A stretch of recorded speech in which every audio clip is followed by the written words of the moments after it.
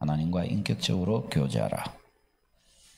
여러분, 우리 하나님은 인격적인 분이십니다. 인격의 하나님이십니다. 우리가 하나님을 신앙한다라고 이야기할 때 그 말은 하나님과 인격적으로 교제한다라고 라는 말로 다시 표현해 볼 수가 있습니다. 이런 측면에서 우리가 신앙의 본질을 이해하고 또 하나님을 제대로 우리가 신앙하기 위해서는 인격적임이라는 것이 뭔지 좀 우리가 구체적으로 좀 이해할 필요가 있고, 또 인격적으로 사귄다는, 인격적으로 사귀는 그 사귐이라는 것이 뭔지 우리가 좀 생각을 해야 됩니다. 또 우리가 우리 자신의 인격을 함양해 가며 또 이웃들과 함께 또 사랑하는 교우들과 함께 인격적인 교제를 우리가 누릴 줄 알 때 그만큼 우리가 하나님과도 인격적인 교제를 누리며 신앙도 더 성숙되게 우리가 나아갈 수가 있습니다. 이런 측면에서 오늘은 하나님을 인격적으로 신앙하는 것과 결부해서 말씀을 좀 전하도록 하겠습니다. 자, 먼저 인격이라는 것이 뭘까요? 인격. 우리 같이 한번 읽어볼까요? 인격에 대한 사전적 의미. 시작. 인간에게서 비교적 일관되게 나타나는 성격과 경향성. 예. 각 사람은 독특한 자기만의 특징이 있습니다. 여러분 각자에게 나타나는 일관된 어떤 성격, 어떤 경향성, 이것이 여러분의 인격을 형성하는 것입니다. 그러니까 이 인격이 있기 때문에 나와 너가 다름을 알게 됩니다. 예를 들어 얼굴은 똑같은데 사람이 다를 수 있잖아요. 그래서 쌍둥이가 있잖아요. 일란성 쌍둥이. 외모는 똑같은데 다른 사람이에요. 겪어보면 다른 사람인 거죠. 달라요. 그래서 나와 너를 다르게 구별시켜주는 것이 바로 그의 인격입니다. 인격. 우리가 믿는 하나님은 어떤 분이신가? 하나님은 인격적인 분이라고 우리에게 가르쳐줍니다. 우리가 믿는 하나님은 인격적인 분이에요. 여러분, 이 세상에는 수많은 하나님이라고 일컬어지는 존재가 많이 있습니다. 각 종교마다 있어요. 각 민족, 각 종족마다 다 보면은 있어요. 또 각 마을마다, 각 사회마다 자기들이 믿고 있는 조상수부터 믿어온 그런 신이 있습니다. 자기들의 하나님이라고 말할 수가 있지요. 그런데 일반적으로 이방 종교들의 하나님은 인격을 가지고 있지 않습니다. 저들을 하나님이라고 믿게 되는, 하나님이 되게 하는, 하나님일 수밖에 없는 하나님으로서의 인격을 저들은 가지고 있지 않습니다. 그 신의 인격에 대해서 설명하거나 이야기하는 종교들이 있습니까? 일반 이방 종교들 가운데는 그런 종교들이 없습니다. 그래서 종교마다 자기의 신의 이름은 다 달라도 사실은 그걸 헤집고 들어가면 근본적으로는 거의 별 차이가 없어요. 이름은 다르고 모양은 다르고 그 신을 숭배하는 어떤 절차와 종교적 어떤 예식은 달라도 사실은 그 내용으로 들어가 보면 별 차이가 없어요. 그래서 여기에서 종교다원주의라고 하는 이런 이론이 나옵니다. 종교다원주의. 종교다원주의가 뭐냐? 같이 읽어보겠습니다. 시작. 모든 종교는 나름의 구원이 있어 그 종교로 구원받는다는 주장입니다. 그래서 오늘날 우리가 신앙하고 있는 이 세상은 종교다원주의가 판을 치는 세상이에요. 다른 말로 하면 절대 진리가 없고 여러 종교들, 거기에서 찾고 거기에서 신앙하고 있는 신이 있는데 그 신들은 사실은 따지고 올라가면 다 똑같은 것이다. 그래서 그 신앙, 그 신을 통해서 결국 얻고자 하는 것이 뭐냐? 구원받으려고 그런 거 아니냐? 그 구원이 다 똑같다. 그래서 그 많은 종교, 그 많은 신 중에 하나만 그냥 제대로 신실하게 잘 믿으면 그것이 나를 구원한다. 다 똑같이 천당에 간다. 그렇게 이야기를 합니다. 그러니 이 종교는 서로 배타성을 버리고 모두가 다 서로 우리는 행복하게 서로 화목하고 싸우지 말고 종교 때문에 싸우지 말고 서로 교제하며 잘 지내자. 뭐 이와 같은 생각을 가지는 거예요. 왜 그것이 가능하냐? 일반적으로 저들이 믿는 저들의 하나님은 인격을 가지고 있지 않기 때문입니다. 그러니까 서로 구별되지 않아요. 이신 저신이 구별되지 않아요. 그냥 들어가 보면은 별 차이도 없고 뭐 이거 믿으나 저거 믿나 이름만 다르고 장소만 다를 뿐이지 차이가 별로 없고 또 서로 간에도 뭐 이것이나 저것이나 섬기는 것을 크게 위험스럽게 생각하지도 않습니다. 왜 이와 같이 생각할 수 있느냐? 인격 신이 아니기 때문입니다. 인격을 가지지 않는 신이기 때문입니다. 소위 가짜란 말이죠. 우리는 이런 종교다원주의적 같은 것과 우리는 함께할 수가 없습니다. 왜냐하면 우리의 하나님은 인격을 가지고 계신 신이시기 때문입니다. 엄연히 인격을 가지고 구별된 존재로 계신 하나님이시기 때문에 우리의 하나님을 다른 하나님이라고 일컬으면서 그것과 우리 하나님을 맞바꾸게 할 수가 없어요. 그것은 하나님이 아닌 것입니다. 우리는 성경이 알려주는 하나님을 믿습니다. 세상에 수많은 하나님이라는 이름으로 불려지는 것들이 있지만은 우리는 그 중에서 유독 성경이 알려주는, 성경이 계시하는, 성경이 가르쳐주는 하나님을 참 하나님으로 믿고 있습니다. 성경이 알려주지 않은 성경과 다른 그 하나님은 하나님이 아니라고 우리는 고백을 하는 것입니다.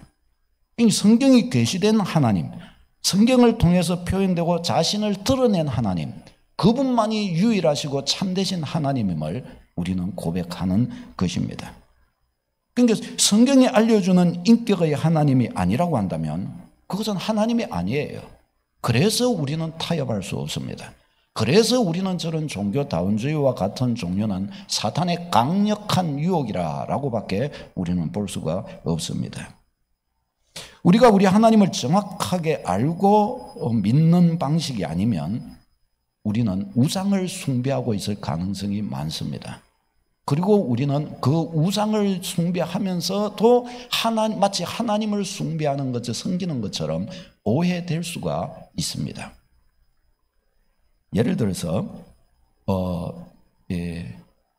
영화 아빠와 딸 맞죠? 혹시 보신 분이 있습니까? 아빠와 딸이 외할아버지 댁에 갔다가 오면서 교통사고가 나가지고 둘이 정신을 잃어버렸어요. 그래서 병원에 입원했는데 소위 영화에서 그런 거예요. 아빠와 딸의 영혼이 바꿔져 버렸어요. 그래서 외형은 아빠인데 영혼은 딸이에요. 외형은 딸인데 영혼은 아빠예요. 근데 그래가지고 일어나 보니까 둘이 깜짝 놀랐죠. 그래가지고 막 이거 어떻게 해야 되냐 서로를 만나보니까 완전히 속이 바뀌어버린 거예요. 그래가지고 다른 사람들은 아무리 말해도 안 믿으니까 둘이 약속을 한 거예요. 일단은 우리가 다른 사람들의 오해를 살 수 있으니 너는 아빠로 살고 나는 네 딸로 살게. 이래가지고 이 딸은 아빠의 모습을 가지고 직장을 갑니다. 또 아빠는 딸의 모습을 가지고 학교를 갑니다.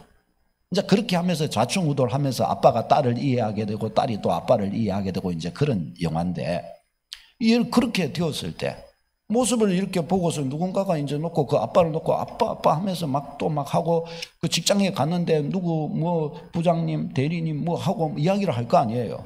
그러나 그는 뭐예요? 정작 그 자신은 뭐예요? 그 자신은 아빠가 아닌 거예요.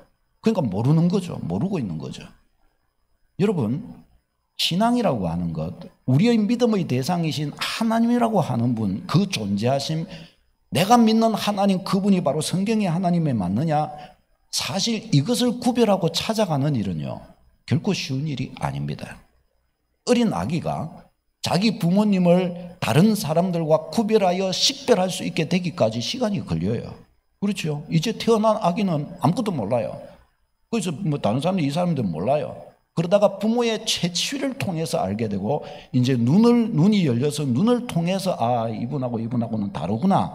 그걸 통해서 알아갑니다. 여러분 우리가 믿는 하나님은 어떻게 해요? 영이신 하나님이셔요. 우리가 눈으로 하나님을 구별해가지고 하나님을 섬기고 그렇다면 어떤 면에서 좀 더 쉬울 수 있습니다. 그러나 뭐예요? 영으로 믿는 거예요. 그러면 내가 영으로 믿는 그 하나님이 참으로 성경이 알려주시는 그 하나님이신지 사탄이 가짜로 내게 다가온 것인지 내가 그걸 어떻게 알 수 있을까요? 바로 이 문제입니다. 여러분, 그래서 하나님을 어떤 분으로 아느냐 하는 것이 너무나 중요합니다.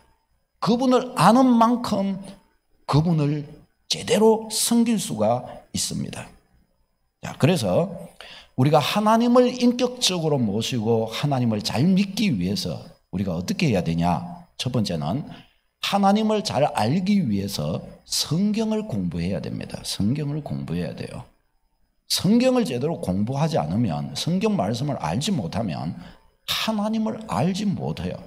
하나님을 알지 못하는 바에야 내가 어떻게 해요? 그분을 어떻게 믿을 수 있겠습니까? 모르는 분을 내가 어떻게 믿을 수 있겠어요? 그래서 성경 공부해야 합니다. 왜 성경 공부해야 되냐? 오직 성경만이 유일하게 하나님 자신을 우리에게 계시하고 계시기 때문입니다. 성경 외에 또 다른 경전이 우리에게 없어요.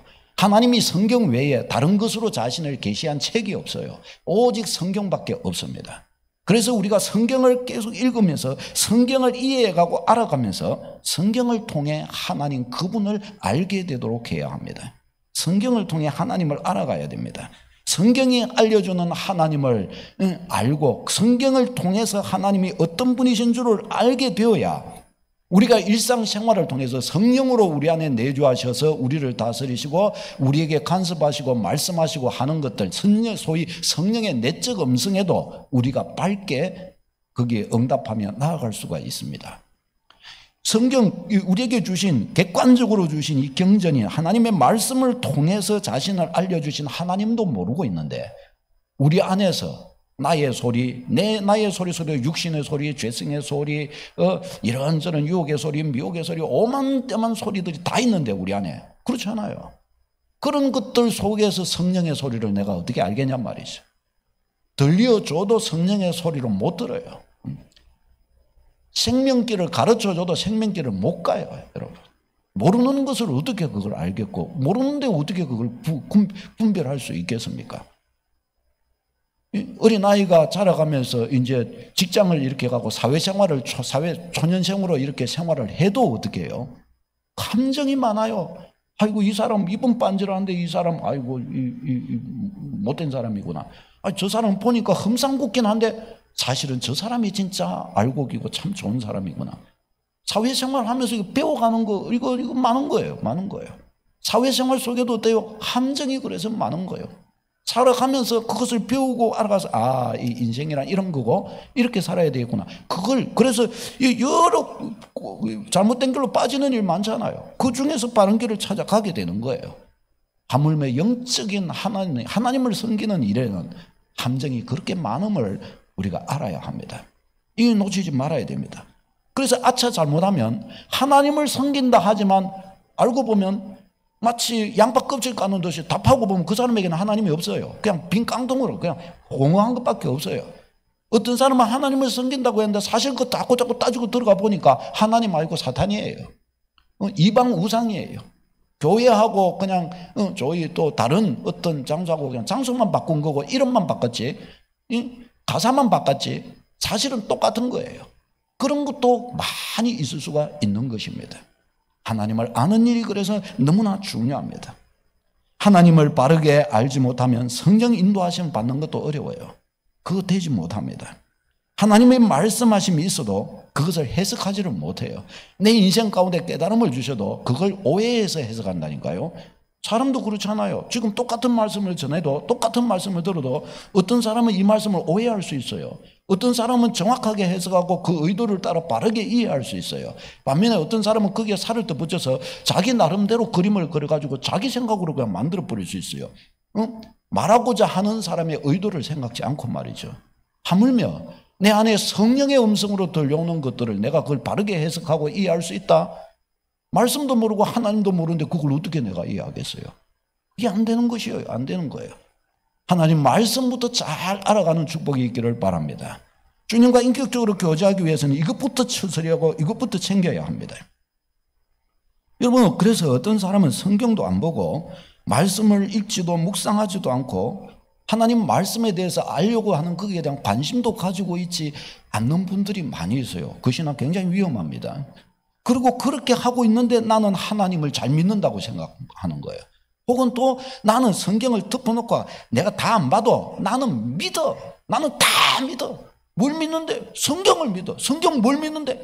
그거 성경책 있잖아. 그 66권 그 시커먼 이 가죽으로 덮어놓은 거 그 성경책 난 다 믿어. 그 안에 뭐가 적혔는데? 몰라. 그건 모르겠는데 내가 다 믿어. 가짜입니다. 가짜. 뭔지도 모르고 뭘 어떻게 믿는단 말입니까?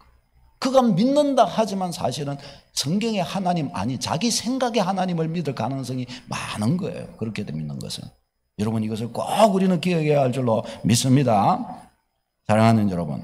그렇기 때문에 성경을 덮어놓고 믿게 되는 것, 성경을 알지 못하고 하나님을 잘 믿을 수 있다고 여기는 것, 그런 것은 우상숭배와 다를 바가 없는 것입니다. 만일에 그와 같은 방식으로 내 신앙의 체계가 잡혔다고 한다면 내가 성경이 알려주는 참 하나님보다 내가 만든 성경을 모델로 해서 내가 만든 우상을 믿을 가능성이 많다. 그렇게 생각하면 틀림없습니다. 성경적으로 자꾸 우리가 접근해 가도록 해야 합니다. 사랑하는 여러분, 우리가 많이 그래서 성경에 나오는 예 중에 출애굽기 32장 말씀, 모세가 십계명을 받기 위해서 시내산으로 이렇게 올라갔죠. 근데 40일이 되어 가도록 모세가 내려오지를 않는 거예요. 그러니까 거기에 물을 먹었겠어요? 음식을 먹었겠어요? 모세는 죽었다. 이제 이렇게 생각한 거죠. 그래서 이스라엘 백성들이 어떻게 했냐? 모세는 이렇게 시간이 지나도 오지 않으니 우리가 어떻게 하냐? 저들 마음속에 우리를 지금까지 인도해 준 모세, 하나님의 말씀을 가르쳐 준 모세, 그래서 우리가 여기까지 왔는데 이제 모세가 죽고 없으니 이제 우리는 그러면 누구의 인도를 받냐? 너무너무 저들이 불안해졌어요. 그래가지고 그러면 우리를 인도하실 하나님을 찾아야 되지 않냐? 어떻게 해야 되냐? 그래서 모세의 형 아론을 불러가지고 우리가 금을 다 모아서 줄 테니까 우리의 하나님을 만들어 주소. 그런 거예요. 그래가지고 어떻게 했냐? 저들이 하나님을 만들게 됩니다. 같이 읽어보겠습니다. 출애굽기 32장 시작. 아론이 그들의 손에서 금고리를 받아 부어서 조각칼로 새겨 송아지 형상을 만드니 그들이 말하되 이스라엘아 이는 너희를 애굽 땅에서 인도하여 낸 너희의 신이로다 하는지라. 아멘. 저 애굽에서 섬기던 최고의 우상 아피스라고 하는 저게 소 우상이에요. 저게 강력한 애굽을 뒤덮고 있는 우상이었는데 이스라엘 백성이 본 것이 저것밖에 없으니까 저들이 하나님의 신상을 만들 때 저 송아지의 형상으로 저렇게 만든 거예요. 금으로 저걸 저렇게 만든 것입니다. 자, 저 금 송아지 형상을 만들어 놓고 저들은 뭐라고 이야기를 했습니까? 아론이 너희를 애굽 땅에서 인도하여 낸 너희의 신이로다라고 그랬습니다. 그러면 여러분, 저 송아지는 저들이 아론과 이스라엘 백성들이 애굽 땅에서 인도하여 내신 바로 그 하나님을 본따서 그 하나님을 생각하며 하나님을 섬기기 위해서 저 신상을 만들었습니다. 그러면 저것을 섬기는 것은 저것은 그러면 하나님일까요? 아닐까요? 그럼 저것은 하나님일까요? 아니면 우상일까요? 우상일까요? 이스라엘 백성들은 저기서 말하잖아요. 너희를 애굽 땅에서 인도하여 내신 너희의 신. 그분이 누구예요? 여호와 하나님이시잖아요. 너희의 하나님이로라 라고 말했습니다. 이것이 하나님이겠냐 아니겠냐 말이죠. 이와 같이 섬기는 것이 맞겠냐 안 맞겠냐 말이죠. 그 다음에 또 나와요. 열왕기상 12장에 보면은 북이스라엘 이제 솔로몬 왕이 지나고 남유다와 북이스라엘로 이스라엘 나라가 갈라졌습니다. 우리나라 남북처럼 이렇게 갈라졌어요. 그 남유다는 예루살렘 성을 중심으로 해가지고 다윗의 자손들이 이 통치를 하고 북이스라엘은 11지파에서 왕을 추대해가지고 이제 통치를 하게 되는데 북이스라엘이라는 나라가 되는데 초대 왕이 여로보암이에요. 이 여로보암 왕인데 근데 이 여로보암 왕에게는 한 가지 굉장히 마음에 그의 어떤 본질적 북이스라엘의 존재 자체에서 오는 본질적 어떤 나약함이 있었어요. 그게 뭔가 하면 북이스라엘은 성전이 없어요. 성전이. 이 이스라엘은 3대 절기가 있는데 이 유월절, 초막절, 또 오순절 3대 절기는 이 3대 절기는 다 예루살렘 성전에 가가지고 하나님께 예배를 해야 돼요. 그것도 일주일씩 각각. 그러니까 북이스라엘의 성전이 없고 남유다의 성전이 있는 거예요. 지금 저기에 되어 있는 박스, 저게 북이스라엘이에요. 그 저기에서 이제 저 아래로 내려오는 거예요. 모든 이스라엘 남자들은 1년에 3차례씩 다 내려와야 되는 거예요. 그러면 저 초대왕 여로보암이 생각할 때 절기가 되면 저들이 다 남유다로 가버리면 북이스라엘은 텅텅 비잖아요. 그러면 어떻게 되겠어요? 남유다에 저들이 다 가면 남유다 왕이 저 내려간 내 백성들을 다 속여가지고 유혹해갖고 이제 가지마 북이스라엘 이래버리면 어떡하지? 저들이 내려왔을 때 이 저 경계 저기 문을 딱 닫고 이제 북이스라엘 못 가게 만들면 어떡하지? 너무너무 걱정이 되는 거예요. 근데 하나님께서 저 여로보암을 왕으로 세우시면서 뭐라고 그러셨는가 하면 네가 다윗같이 믿음의 길을 걸어가면 네 자손이 다윗의 자손처럼 네 자손에게도 복을 주어 영원히 네 자손이 이어지게 해주겠다. 하나님이 그러셨어요. 그런데 문제는 뭔가 하면 그 말씀 믿고 내가 저렇게 그 말씀을 믿고 내가 저런 모험을 감행할 그런 마음이 없는 거예요. 그런 마음. 그렇게 할 담대함도 안 생기는 거예요. 여러분 같으면 어떻게 하겠어요? 여러분 같으면 그 하나님의 약속 하나 믿고 나는 그러면 다윗 같은 복을 받아야지. 그러면서 백성들이여 절기가 되면 다 예루살렘 가갖고 거기서 하나님께 예배하고 오라. 여러분 그럴 수 있겠습니까? 여러분이 임금이라고 한다면. 쉽지 않죠 이게. 그래서 여로보암도 그 일을 하지 못합니다. 하나님의 약속을 받아내지를 못합니다. 그게 어떻게 하느냐. 북이스라엘의 최남단 베델과 북이스라엘의 최북단 단에다가 성전 신전을 건립을 합니다. 그리고 신전을 건립하고 거기에 뭘 세웠느냐? 바로 저 금송아지를 한 마리씩 저기에 갖다 두었습니다. 그리고 레위지파 아론 자손이 아닌 사람들을 일반 사람들을 제사장으로 세워서 저 신전에서 봉사하게 하면서 이제 너희는 저 남유다 예루살렘 성전에 갈 필요 없다. 이제 절기가 되면 저기 베델과 단에 있는 저 금송아지 신전으로 가고 거기서 너희 하나님을 섬기면 된다. 이렇게 저 여로보암이 백성들을 통치했습니다. 열왕기상 12장 우리 같이 읽겠습니다. 시작. 이에 계획하고 두 금송아지를 만들고 무리에게 말하기를 너희가 다시는 예루살렘에 올라갈 것이 없도다. 이스라엘아 이는 너희를 애굽 땅에서 인도하여 올린 너희의 신들이라 하고 하나는 베델에 두고 하나는 단에 둔지라. 아멘 아멘. 그 하나는 베델에 주고 그래서 하나는 단에 두었습니다. 여기에서도 뭐라고 말하는 거예요? 너희를 애굽 땅에서 인도하여 낸 너희 신이라. 너희 하나님이라는 거예요. 너희 하나님. 여러분 그러면 여기에서 이것도 우상입니까? 아니면 하나님입니까? 우상이죠. 우상. 아니 목사님 너희를 애굽 땅에서 인도하여 내신 너희의 하나님이라고 그랬지 않습니까? 말이 그렇다는 겁니다. 저들의 주장이 그렇다는 겁니다. 이스라엘 애굽에서 인도하여 낸 하나님을 형상화하여 그 상징물로서 금송아지를 이와 같이 만들었음에도 불구하고 저것은 우상입니다. 하나님이 아니에요. 저걸 만일에 섬긴다면 저건 우상 숭배하는 것입니다. 어째서 그게 그런 것인가? 금송아지는 말로는 애굽에서 인도하여 내신 하나님이라고 이스라엘 백성 자기들이 그와 같이 주장했지만은 실제는 뭐예요? 모세를 통해서 자기를 계시하신 하나님 자신하고는 완전 다른 존재였습니다. 예를 들어서 누군가가 저하고 똑같이 생긴 이런 걸 갖다 조각을 해서 만들었어요. 그래가지고 우리 집에 갖다 딱 두면서 저희 아내하고 자녀들한테 다 와갖고 이야기한 거예요. 너가 아빠다, 너가 아빠다, 너가 아빠다. 말은 어떻게 해요? 진짜 우리 아빠 맞네. 생기고는 똑같네. 그래갖고 말을 걸어봐요. 말을 걸어보니까 어떻게 로봇까지 만들어갖고 말도 목소리도 저하고 똑같아요. 근데 한번 하루 정도 이렇게 생활해 보니까 완전히 저하고 인격이 달라요. 저하고 마음 씀씀이도 다르고 저하고 가치관도 다르고 생각의 방식도 완전히 달라요. 이 모습은 우리 아빠인데 이거 우리 아빠 아니네 그러잖아요. 근데 만들어 갖고 온 사람이 너가 아빠다 맞다 봐라 생김새 봐라 너가 아빠다 이러면 어떻게 되겠어요? 자녀들은 다 아빠 알아보는 거예요. 맞지 그지?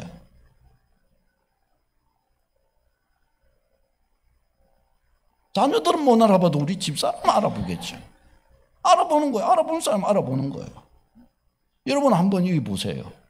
만약에 4명이 다 4명 중에 제 동생이 있다.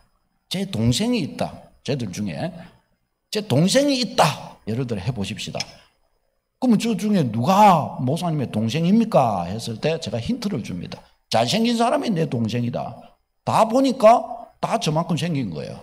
그 4명 다 잘생겼는데 그러면 누굴 뗄까요? 저건 답이 안 되는 거예요. 그래? 그러면 머리가 검은 사람이 네 목사님 동생이다. 그러니까 머리가 다 검어요. 저것도 답이 못 되는 거예요. 저것도. 그럼 뭐야? 구두 신은 사람이 목사님 동생. 보니까 다 구두 신었네요. 다 구두 신었어요. 이게 답이 못 되는 거예요. 답이 못 돼요. 딱 보니까 넥타이 한 사람이 목사님 동생이다. 보니까 넥타이 한 사람은 딱 한 명밖에 없는 거예요. 딱 보는 순간 넥타이 한 사람, 저 사람이 목사님 동생이네. 저렇게 알아볼 수가 있는 거죠. 그렇죠?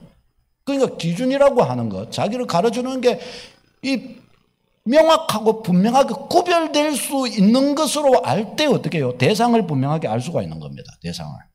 그러니까 예를 들어서 마지막 저 힌트가 아니 앞에 그 3가지는 어떻게 해요? 저거는 알아봐야 제 동생 못 찾습니다. 누군가는 이렇게 해가지고 코가 이렇게 멋있고 피부가 아름답고 또 멋있고 하니까 거기서 제일 못 살면 닮은 사람이 저거다. 그런 추정은 할 수 있겠죠. 그러나 뭐예요? 못 찾아요. 저런 힌트 갖고는 못 찾는 거예요. 우리가 하나님을 알 때 저런 방식 정도로 하나님을 아는 것으로 이야기하면 하나님 못 찾습니다. 여러분이 섬기는 하나님은 다른 우상과도 똑같을 가능성도 많이 있습니다. 위험하죠. 그러니까 이게 굉장히 위험한 것이에요. 하나님을 모르고 섬기는 것은 굉장히 위험한 것입니다. 자, 그래서 우리에게 주신 중요한 은혜의 방편이 뭔가 하면 신앙 고백입니다. 신앙 고백. 먼저는 성경 전체를 통해서 하나님이 어떤 분이신가를 요약해서 가르쳐 주는 것이 뭐냐? 그게 바로 신앙 고백. 신앙 고백 가운데서도 가장 으뜸이 되는, 근본이 되는 것이 사도들의 신앙 고백인 거예요. 사도들의 신앙 고백. 우리가 오늘도 예배하면서 뭐예요? 사도신경 신앙 고백이죠. 사도신경으로 신앙 고백한 게 뭔가 하면 내가 믿는, 내가 이제 예배하는 하나님은 바로 이런 분입니다 라고 고백하는 거예요. 왜 그렇게 할까요? 엉뚱한 신한테 예배할 수 있기 때문입니다.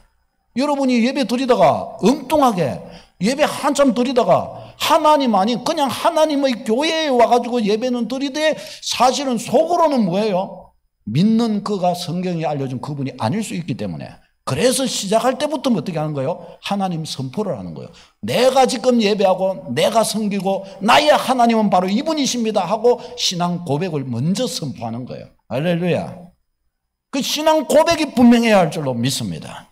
이 신앙 고백을 가지고 먼저는 우리가 내가 믿는 나의 하나님을 찾아가는 거예요. 내 마음 속에서도 우리의 가운데에서도 통일된 하나님 고백으로 딱 나아가는 거예요. 즉 사도신경 신앙 고백의 핵심이 뭔가 하면 삼위 하나님 고백이에요. 첫째가 성부 하나님 고백.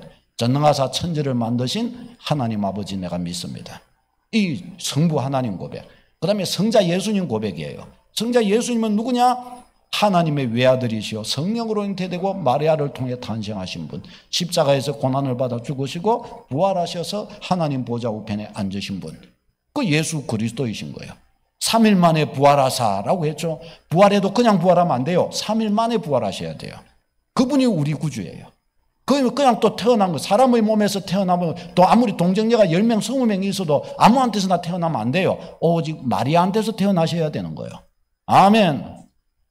그분은 십자가에 못 박혀 죽으시고, 그래서 우리의 구주, 우리가 믿는 분을 정확하게 찾아가도록 해주는 거예요. 그러면 성령 하나님 고백이요. 성령의 존재하심을 믿습니다. 공교회를 통치하시는 성령이심을 믿습니다. 성령 안에서 우리가 서로 유무상통 영적 교제가 이루어지는 것을 믿습니다. 성령 안에서 죄사함 받는 것을 믿습니다. 성령 안에서 우리가 성령의 생명을 받았으니 우리의 육체의 부활도 성령 안에서 이루어지는 것을 믿습니다. 이 성령 고백인 거예요. 이 삼위 하나님 고백인 거예요. 이 삼위 하나님 고백을 통해서 우리가 믿는 하나님, 내가 믿는 하나님이 누구신가를 정확하게 나타내는 겁니다. 그래서 우리가 기본적으로 하나님을 고백하되 이 바로 사도신경으로서 자기 하나님을 정확하게 고백하고 믿음의 대상이심이 분명함을 나타낼 때는 같은 하나님을 믿는다라고 우리가 다 인정하는 거예요. 그래서 캐톨릭에서 영세를 받아요. 삼위 하나님의 이름으로 받죠. 캐톨릭에서 영세를 정확하게 받았다고 한다면 우리 여 계신 교회에 이렇게 왔을 때에도 특별히 다시 세례 안 받아도 돼요. 인정해줘요. 왜 그러냐? 똑같은 삼위 하나님 고백을 하기 때문이에요. 그러나 캐톨릭은 이단성이 강한 이 무리예요. 이건 놓치지 말아야 돼요. 이거 그런 거예요. 그러니까 처음 중요한 것은 이런 하나님을 모르면 엉뚱한 자를 하나님이 그냥 믿게 될 가능성이 있는 겁니다. 우리가 알게 된 그 하나님이 분명해야 그 하나님에 걸맞는 방식으로 믿을 수가 있는 겁니다.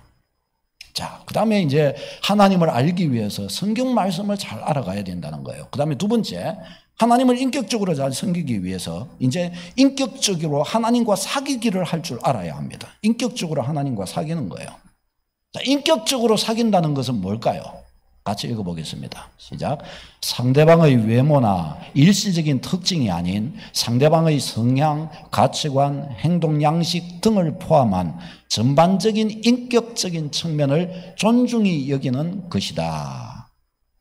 그 사람의 그냥 외모나 일시적인 어떤 모습이 아니라 그 사람의 참된 참모습들, 성향, 가치관, 행동, 양식들 포함해서 그 사람의 전인적인 그 모습들을 고려하여 거기에 걸맞는 방식으로 그것을 존중히 여기는 자세로 그를 대할 때 인격적으로 그와 사귀는 것입니다.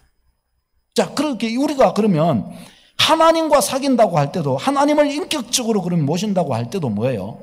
하나님 그분이 어떤 분이기 때문에 그 하나님의 그 어떠하심을 존중히 여기서 거기에 걸맞는 모습으로 우리가 하나님께 다가갈 때 하나님을 인격적으로 모시는 겁니다. 이게 참 중요해요. 여러분, 우리 사람도 사람을 아는 게 참 중요합니다. 예를 들어서 여기 사람이 이렇게 있는데 한 사람은 좀 굉장히 외형적이고 거칠어요. 한 사람은 굉장히 수줍음도 많고 막 그래요. 그리고 막 말도 조심조심하고 이래요. 그러면 제가 만일에 이 두 사람을 갖다가 잘 알고 있다 그러면 어떻겠어요? 거칠고 막 아주 외향적이고 이러면 이거 와고 무뚝뚝하게 저한테 처음 보면서 야 반갑다 하고 이렇게 하는 거예요. 처음 봤는데 그런 거예요. 예를 들어 처음 본 사람처럼 그런 거예요. 근데 내가 만일에 여러분 모르고 있으면은 굉장히 제가 뭔데 나한테 처음 만나보도 저렇게 무뚝뚝하면서 저런 식으로 말을 하냐. 참 사람이 이상하네. 제가 이럴 수 있겠죠. 근데 제가 잘 알고 있어요. 저는 무뚝뚝한 성격의 소유자다, 인격의 소유자다, 예를 들어 알고 있어요.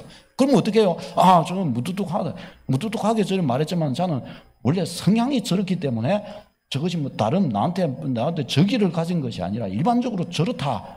제가 그걸 이해하고 알고 나면 어떻게 해요? 거기에 걸맞게 대우하면서 그와 사이좋게 잘 지낼 수가 있는 거예요. 근데 그럼 모르면 어떻게 해요? 모르면 저 사람은 왜 저래? 나를 언제 봤다고 저런 거야? 이렇게 될 수 있잖아요. 또 수줍음이 많은 사람도 마찬가지예요. 아니, 저는 뭐 나를 보도 본체 많지 않고 왜 저래? 근데 알고 이제는 수줍음이 너무 많아가지고 고개도 못 들고 다니는 거예요. 그러니까 제가 만약 그걸 알면은 거기에 맞게 아, 쟤는 수줍음이 많다. 그래가지고 그런 거다. 내가 그러면 안 잡고 손 잡아주면 되게 좋아하는 거예요. 그래서 왜? 쟤는 수줍어서 막 보지도 못하니까 손까지 잡아주면 너무 좋아하는 거죠. 이게 알고 모르고의 차이입니다. 알고 모르고의 차이. 우리가 하나님을 아는 것이 너무 중요한 것은 그분의 어떠하심을 알아 거기에 걸맞게 하나님을 섬길 수 있는 섬길 줄 아는 자리로 나아갈 때 바로 거기에서 뭐가 있냐? 하나님과의 하나님을 인격적으로 만나고 하나님을 인격적으로 섬길 줄 알고 섬기고 있다. 그렇게 말할 수가 있는 것입니다. 사랑하는 여러분, 여러분은 하나님을 인격적으로 만나고 계십니까? 여러분이 믿는 하나님은 어떤 분이십니까? 여러분이 고백하는 하나님은 어떤 분으로 좌정하여 계십니까? 거기에 걸맞는 모습으로 하나님이 기뻐하실 만한 그분이 받으실 만한 모습으로 하나님께 다가가십니까? 아니면 하나님께서 굉장히 나를 부담스러워 하실 그런 모습으로 하나님과 사이에 지금 나는 나아가십니까? 호세아서를 보면은 오늘 본문이 우리가 읽은 본문이 호세아서잖아요. 이 하나님께서 호세아서 처음부터 딱 오늘 우리가 읽은 본문에 보면은 하나님께서 호세아에게 한 가지 명령을 하십니다. 뭐라고 이야기를 하시는가 하면 너는 저 창기에게 가가지고 그하고 결혼하자 해갖고 그를 아내로 맞이하라. 하나님께서 그러셔요. 그 여인의 이름이 고멜이에요. 고멜. 창기 고멜이에요. 그런데 호세아 선지자, 하나님의 선지자에게 원래 이스라엘 나라에서는 창기는 다 내쫓아야 돼요. 죽이든지 내쫓든지 그러는 거예요. 그런데 호세아 선지자에게 하나님께서 데리고 왔고 네 아내를 삼아라는 거예요. 그리고 자녀를 낳으라는 거예요. 그러면 호세아가 이게 하겠어요? 안 하겠어요? 만일 호세아가 그렇게 하면 사람들이 뭐라 그러겠어요? 저 하나님의 선지자가 저거 봐라, 저거 봐라. 말세다, 말세. 하나님의 선지자가 저거 쫓아가고 저거하고 결혼해갖고 자녀 놓고 저기 사는 거 봐라. 저게 말이 되냐? 저거 돌에 맞아 죽어야 되는 거 아니냐? 사람들이 온갖 손가락이 다 할 거 아니에요. 그래서 호세아가 도저히 못 하겠어요. 근데 하나님이 가서 하라 그런 거예요. 그래서 호세아가 가지고 고멜이라고 하는 이 몸빠는 여인을 찾아가가지고 아내로 맞이해서 신부로 맞이합니다. 그리고 자녀를 낳아요. 자녀를 낳았는데 자녀의 이름도 로암미 하면서 이스라엘 하면서 이름도 굉장히 저주스러운 이름을 이렇게 하나님께서 주셔요. 그렇게 저주스러운 이름을 가지고 살아요. 아니 그러면 하나님께서 왜 그러셨을까요? 오늘 이 본문에 하나님께서 호세아에게 갖고 너 이 엄나는 여인을 데려다가 네 아내로 삼으라고 그렇게 하신 거예요. 하나님께서 왜 그와 같이 말씀하셨느냐? 하나님의 이유가 있으셔요. 하나님의 그 이유가 무엇인가 하면 하나님께서 호세아에게 호세아야 고멜을 데리고 오려니까 네 마음에 기쁨이 되냐? 하나님 죽을 맛입니다. 고멜하고 살아가니 삶이 재밌냐? 하나님 안 죽어서 안 죽어서 내가 못 죽어서 살고 있는 겁니다. 저 손가락질 받고 있으면 나는 선지자도 아니고 나는 거짓 선지자도 아니고 나는 아무것도 아닙니다. 사람들의 손가락질을 보십시오. 뭐 그렇지 않았겠어요? 하나님께서 이것을 통해 호세아에게 말씀하시는 거예요. 호세아야, 내가 바로 나의 백성, 내가 택한 내 백성, 나와 언약을 맺은 내 백성 이스라엘과 이 이스라엘을 내 백성, 내 자녀, 나의 아내로 내가 여기고 저들과 함께 내가 거주해 주기, 저들과 함께 살아가는 것이 네가 저 고멜과 그와 같이 가정을 이루어 살아가는 것처럼 그렇게 나도 힘들다. 하나님이 그걸 말씀하신 거예요. 왜 그러냐? 이스라엘 백성들이 하나님을 떠나서 여러 우상 숭배하고 다니니까 소위 저 엄나는 고멜과 같다는 거예요. 이런 고멜과 경건한 선지자 네가 함께 사는 것이 그만큼 아프고 힘든 것처럼 나도 이 백성 돌봐주고 이 백성의 하나님이 되어주려고 하니 너무너무 힘들다고 호세아야. 하나님이 그렇게 말씀하신 거예요. 또 이어서 호세아서 3장 저기 말씀 같이 읽어봅시다. 1절 2절 시작. 여호와께서 내게 이르시되 이스라엘 자손이 다른 신을 섬기고 금포도 과자를 즐길지라도 여호와가 그들을 사랑하니 너는 또 가서 타인의 사랑을 받아 음녀가 된 그 여자를 사랑하라. 아멘. 이 고멜이 호세아하고 그 어렵게 호세아가 살고 있는데 호세아에게 이 고멜이 또 남편 떠나가지고 이전에 하던 대로 또 몸팔로 가버린 거예요. 팔려가 버린 거예요. 딴 사람한테 돈 받아갖고 어디 썼는지 모르고 그 받아갖고 어디 썼는지 모르지만 어쨌든 또 팔려가 버린 거예요. 그러니까 하나님께서 또 뭐란가 하면 또 호세아한테 호세아야 네 안에 그리 놔두면 되겠냐? 네 안에 찾아와라. 찾아와자 그러신 거예요. 지금 말씀. 그래서 이 말씀 뒷부분에 보면 호세아가 돈 주고 다시 자기 아내를 찾아옵니다. 찾아와가지고 그 아내한테 이야기합니다. 3절 시작. 그에게 이르기를 너는 많은 날 동안 나와 함께 지내고 음행하지 말며 다른 남자를 따르지 말라. 나도 네게 그리하리라 하였노라. 이제 호세아가 돈 주고 다시 아내 찾아와 놓고 하는 말이 저거였어요. 이제 제발 딴 데 가지 마라. 나하고 여기서 평생 살다가 그냥 죽자. 우리 그냥 평생 해로하다가 죽자. 이제 엉뚱한 남자 찾아가지 마라. 나도 너한테 성실하게 할게. 그러지 마라. 이제 아내한테 그리 이야기한 거예요. 여기에서 하나님은 또한 가르쳐 주는 거예요. 뭘 가르쳐 주냐? 저기 떠나 있는 저들을 향하여 하나님께서 얼마나 악착 같은 사랑으로 자기 백성을 사랑해 주고 돌보아 주고 계시는가를 이 호세아 선지자를 통해 보여주시는 거예요. 여러분 지금 우리는 때를 따라 그래요. 우리의 현장, 우리의 살아가는 삶 속에서 보면서 하나님 내 환경이 왜 이리 지저리도 복도 없어요. 때려 보면 이런 거 보세요. 저 사람은 저렇게 해도 예수님 안 믿어도 저렇게 잘 먹고 잘 살고 저러고 있는데 나는 열심히 기도하고 그런데 응답도 잘 안 해주고 방바닥만 맨날 걷게 만들고 방바닥이 보세요. 방바닥도 다 터져나갔어요. 하나님 이거 어떻게 된 거예요? 하나님 혹시나 우리는 그럴 수 있어요. 하나님께.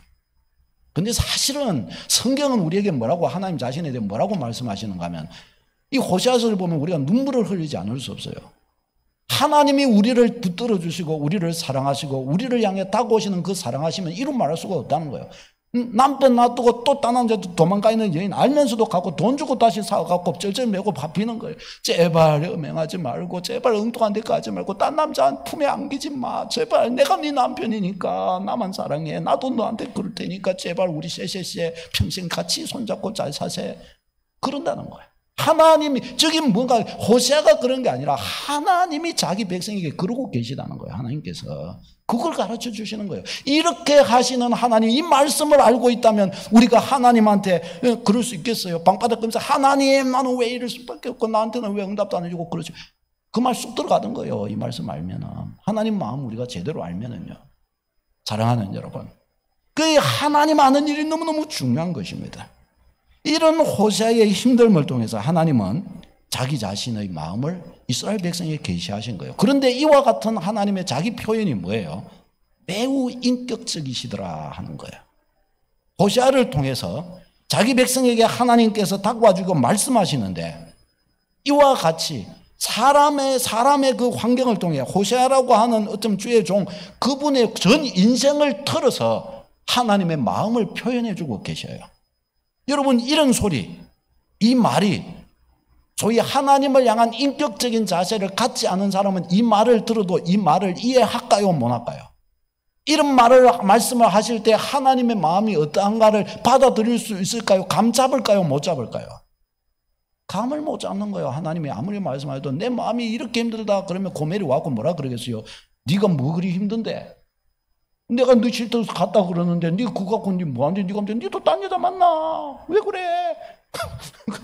고멜은 하나도 안 힘들 거예요. 고멜은 하나도 안 힘들다니까요. 여러분, 우리가 그런 거예요.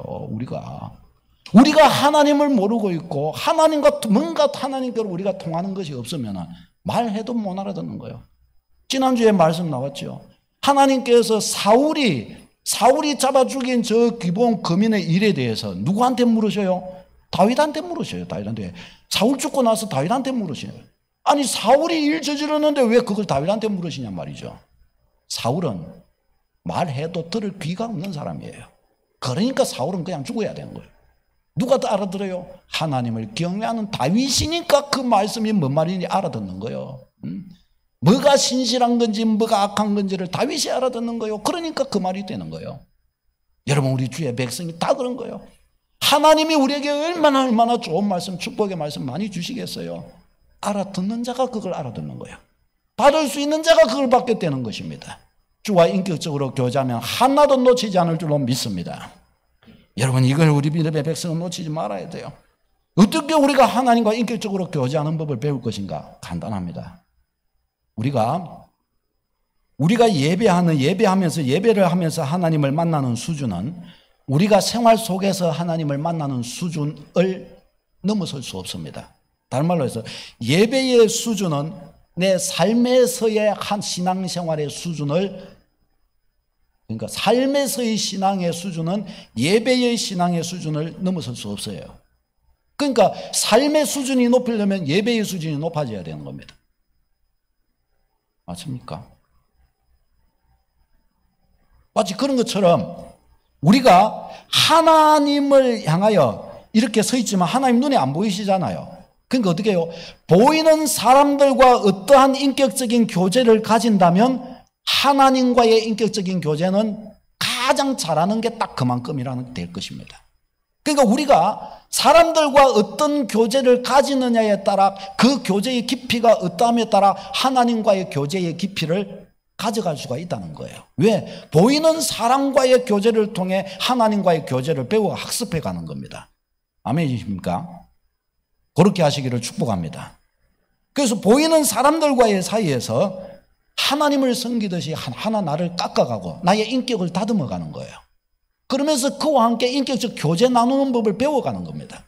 그렇게 하면서 그것을 통해서 어떻게 해요? 그대로 보이지 않는 나의 구주, 나의 신앙 고백에 하나님께 적용하는 거예요. 그렇게 해서 하나님과의 교제를, 인격적 교제를 쌓아갈 때 놀라운 은혜가 역사하게 될 줄로 믿습니다. 우리 마지막에 이 말씀 읽도록 하겠습니다. 마태복음 25장 시작. 임금이 대답하여 이르시되 내가 진실로 너희에게 이르노니 너희가 여기 내 형제 중에 지극히 작은 자 하나에게 한 것이 곧 내게 한 것이니라. 아멘. 아멘. 지극히 작은 자, 형제 중에 지극히 작은 자에게, 저기에서 사실은 지극히 작은 자에게 한 것, 나보다 더 큰 자에게, 나보다 더 존귀한 자에게, 권세 있는 자에게 한 것은 나의 참됨일까요? 아닐까요? 참됨일 수 있죠. 그러나 뭔가가 섞여 있을 가능성이 많아요. 근데 지극히 작은 자에게 한 것에는 뭐예요? 나의 본심이 다 담겼을 가능성이 많아요. 그렇지 않습니까, 여러분? 그게 누구에게 한 것이라고요? 하나님께 한 것이라 가르쳐 주십니다. 그래서 우리가 지극히 작은 자를 향하여 그와 어떠한 인격적 교제와 사귐과 나눔을 가지는가, 여기에서 우리를 훈련하고 채찍질을 해야 합니다. 그러면 주님과의 인격적 교제, 주님을 뜨거운 삶 가운데 만나게 될 것이요, 주님이 주신 그 약속들 하나도 놓치지 않고 다 은혜 가운데 서게 될 줄로 믿습니다. 기도하겠습니다.